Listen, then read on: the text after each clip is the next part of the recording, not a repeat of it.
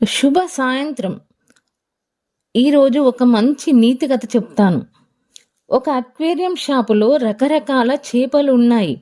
నిత్యం అక్కడికి ఎంతో మంది వస్తున్నారు, చేపలను చూస్తున్నారు, తీసుకెళ్తున్నారు. చేపల రకాలు, వాటి పెంపకానికి తీసుకోవాల్సిన జాగ్రత్తల గురించి షాపులోని వ్యక్తి వారికి వివరించి చెప్తున్నాడు. ఎవరికి నచ్చినవి వారు కొనుక్కొని వెళ్తున్నారు.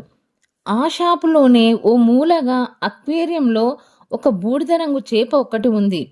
దాన్ని మాత్రం ఎవరూ కొనడం లేదు. పాపం, తను చాలా దిగులు పడింది. షాపతను మాత్రం వేలకు తిండి పెడుతూ జాగ్రత్తగానే చూస్తున్నాడు.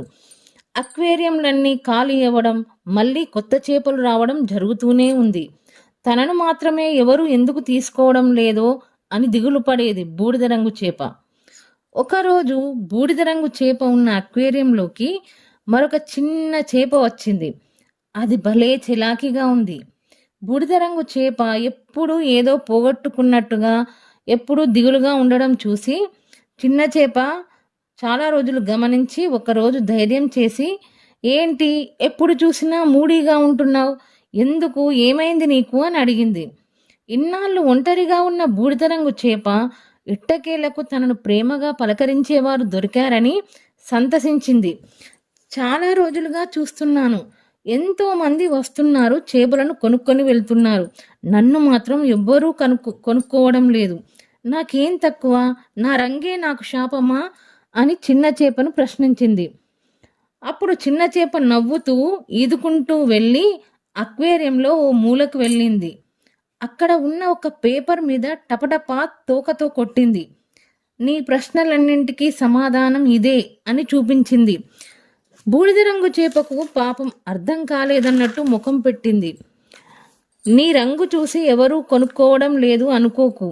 ఈ పేపర్ చూసి నిన్ను కొనుక్కోవడం లేదు. ఇక్కడ ఉన్న అన్ని చేపల కన్నా ఎక్కువ ధర నీది. అంటే నువ్వు ఎంతో విలువైన చేపవు. నిన్ను కొనే స్తోమత లేకనే ఎవరూ నిన్ను చూడడం లేదు అంది. అప్పుడు బూడిద రంగు చేప సంతోషంతో పొంగిపోయింది. ఆ రోజు నుండి మనసులోని దిగులును తుడిచేసి ఆనందంగా జీవించింది. మనలో చాలామంది ఎంత కష్టపడ్డా తమని ఎవరు గుర్తించడం లేదని, విలువ ఇవ్వడం లేదని, గౌరవించడం లేదని బూడిద రంగు చేపలా బాధపడటం చూస్తూ ఉంటాం. అలా బాధపడడం అనవసరం. ఎవరి విలువ వారిదే, ఎవరి ప్రత్యేకత వారిదే. ఒకరు గుర్తించనంత మాత్రాన మన విలువ తగ్గదు. మనల్ని మనం తక్కువ చేసుకోకూడదు, మరొకరితో పోల్చుకోకూడదు. సూది పని కత్తి చేయలేదు, కత్తి అవసరమైన చోట సూదిని వాడలేము.